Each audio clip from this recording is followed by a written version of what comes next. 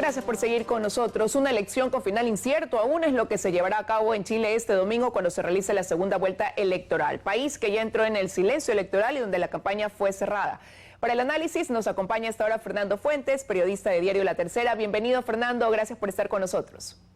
No, gracias a ustedes por la invitación. Bueno, a 2 días de este proceso electoral en el que los chilenos elegirán a su próximo presidente entre Gabriel Boric, diputado de 35 años, del Frente Amplio en alianza con el Partido Comunista, de izquierda obviamente de esa línea, y José Antonio Kast, abogado de 55 años de una derecha extrema del Partido Republicano. ¿Cómo se ve el escenario entre estas dos propuestas tan opuestas? El resultado es bastante incierto. Ayer sobre todo la candidatura de Kast insistió a través de su vocero en que esto iba a ser muy estrecho. Además es un ambiente muy polarizado. Los analistas acá han insistido en el hecho que se trataría de la elección más polarizada desde el año 88, cuando fue el plebiscito que definió la continuidad o no de Pinochet en el cargo. Entonces, la verdad es que muchos expertos no se atreven a conjeturar cuál va a ser el resultado. La verdad es que va a ser aparentemente voto a voto, e incluso desde la candidatura de Kast se ha insinuado la posibilidad que no se conozcan los resultados la misma noche del domingo y que haya que esperar tal vez hasta el lunes para que se tengan que pronunciar los tribunales electorales, porque en Chile son aproximadamente 45.000 mesas. Entonces lo que ha dicho el candidato Kast es que si hay solamente un voto que puede ser cuestionado por mesa, estamos hablando de 45.000 votos que eventualmente podrían inclinar la balanza de un lado u de otro. Bueno, y desde la primera vuelta siempre fue muy estrecho el margen, 2% de diferencia, ¿no? Sin embargo, Chile es un país con alto índice de abstención, donde tiene un sistema de voto voluntario, y el reto y desafío era captar ese 46% de votantes que no tuvieron ellos en su primera vuelta. ¿Crees quizás que en este tiempo de campaña, después del debate que tuvieron esta semana, alguno de los dos pudo quizás haber inclinado más la balanza y captar a ese electorado que no los respaldó en una primera vuelta electoral? Bueno, básicamente esa es la apuesta. Como tú bien decías, acá el voto es voluntario desde el año 2012.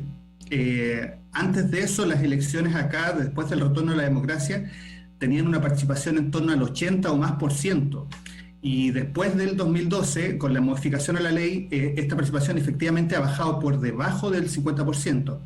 Efectivamente, en esta última elección la participación fue del 47,84%, o sea, tenemos más del 50% de votantes que había que ir a buscar. Y en ese sentido, por ejemplo, la apuesta del candidato Boric ha sido una campaña que se llamó 1 millón de puertas, que es efectivamente movilizar a su gente para efectivamente tocar las puertas de 1 millón de hogares y poder movilizar a nuevos votantes. Básicamente su estrategia sería movilizar al votante joven. Entonces eso sería definitivamente el factor que podría inclinar la balanza este domingo. Ahora, pero sin embargo Chile muestra contrastes, ¿no? Viene viviendo desde hace 2 años un periodo de asamblea constituyente básicamente de mayoría de izquierda, pero hoy ese 2% de diferencia que tuvieron en la primera vuelta lo tuvo un candidato de derecha. ¿Cómo quizás explicar esos contrastes, no?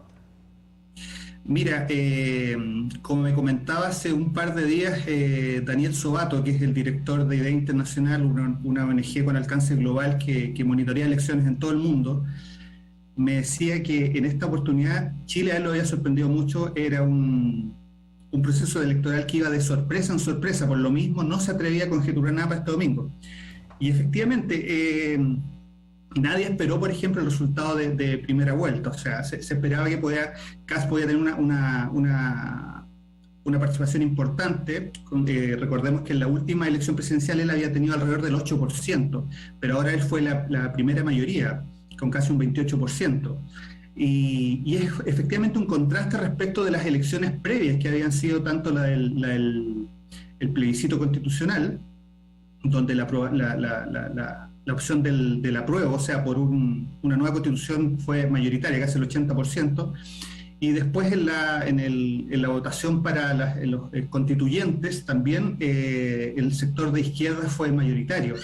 Entonces, de alguna forma los analistas piensan que los resultados de la primera vuelta presidencial fueron quizás un contrapeso a la abrumadora mayoría que había tenido la izquierda, y de hecho en las elecciones de primera vuelta también hubo elecciones legislativas, y las cuales mostraron un nuevo reordenamiento en las fuerzas del Congreso. Efectivamente, por ejemplo, ahora en el Senado, las fuerzas de derecha e izquierda están equiparadas, entonces, lo cual efectivamente crea un escenario de mucha incertidumbre para lo que pueda suceder este domingo. Y has mencionado el Congreso, Fernando, y pudiera llegar a haber un equilibrio entre ese Congreso y el Ejecutivo una vez que ya Chile tenga presidente electo, porque también ahí pueden haber diferencias muy antagónicas que compliquen, sin duda alguna, ya el ejercicio del gobierno. Bueno, ese efectivamente es uno de los desafíos tanto para Boric como para Kast en el caso de que lleguen al gobierno. O sea, se van a enfrentar a un parlamento que va a estar completamente dividido, y uno de los temores de los analistas es efectivamente que las agendas de los gobiernos se vean entrampadas durante estos 4 años de legislatura. En el caso de Boric, él ha insistido en que va a optar por el diálogo para poder sacar adelante su propuesta, pero a la luz de la conformación del nuevo Congreso, sobre todo, por ejemplo, con las fuerzas que representan ahora a Kast con su partido republicano, hay algunos legisladores que son de tendencia bastante conservadora, entonces se avisora difícil el debate legislativo en cuanto a los apoyos que puedan dar a una u otra agenda. Ahora, ¿y cuál podrá ser quizás desde tu punto de vista el principal desafío que tenga quien gane, considerando que ya sea Boric o Kast el que llegue al poder? ¿Tendrá una mayoría de un electorado también, o una representación importante de un electorado que buscaba algo totalmente opuesto a la propuesta que lleva quien asuma la presidencia en Chile, y tendrá que gobernar con ese escenario? Sí, mira, aquí hay por lo menos 2 o 3 desafíos bastante grandes. Uno, como te comentaba anteriormente, es la polarización, quizás una polarización que no se veía desde el año 88. Tú lo ves sobre todo en los fuertes debates, críticas que hay en redes sociales entre ambos bandos. Entonces, ese tema de división es muy fuerte. Lo otro es el tema de la seguridad, que ha sido uno de los ejes de campañas de ambos candidatos, especialmente del candidato Kast. Un aumento sostenido en los grados de violencia, de delincuencia. Entonces, esos van a ser desafíos importantes para quien llega a la moneda. Y por último, y quizás el más grande, tiene que ver con el ámbito económico, o sea, sobre todo el desarrollo del país después de la pandemia.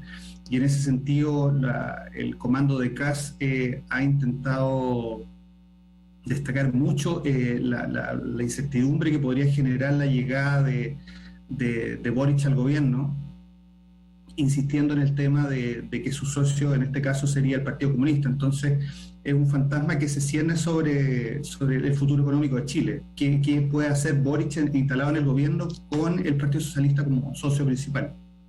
Claro, pero hay encuestas que he leído, y ya para concluir, porque se nos acaba el tiempo, que si Kast tiene una ventaja, ahí lo que Chile esperaría más bien no es un cambio tan radical dentro de su modelo político que ha venido manteniendo, sino más bien reformas, ciertos cambios, ajustes. Bueno, efectivamente, desde la candidatura de Boric ha insistido en que el gobierno de Kast sería un gobierno de continuidad del que actualmente tiene Piñera. Si bien Kast es un candidato, como se define, de extrema derecha, en la segunda vuelta él recibió el apoyo de básicamente todos los partidos de derecha que apoyaban a Piñera. Entonces, en ese sentido, se espera que efectivamente su gobierno sea de continuidad. Uno de los temas que más se ha destacado acá, por ejemplo, es la continuidad o no de las famosas AFP, las administradoras de fondos de pensiones. Y en ese sentido ha sido bastante moderado, no ha hablado de una mayor reforma. Entonces se espera efectivamente que este sea un gobierno que siga más o menos la senda de la que tenía el gobierno de Piñera. Claro.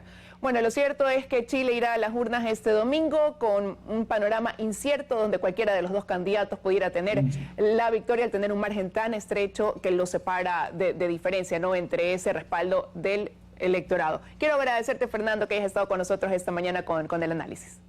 No, gracias a ti. Hasta luego. Un abrazo, que tengas un buen día.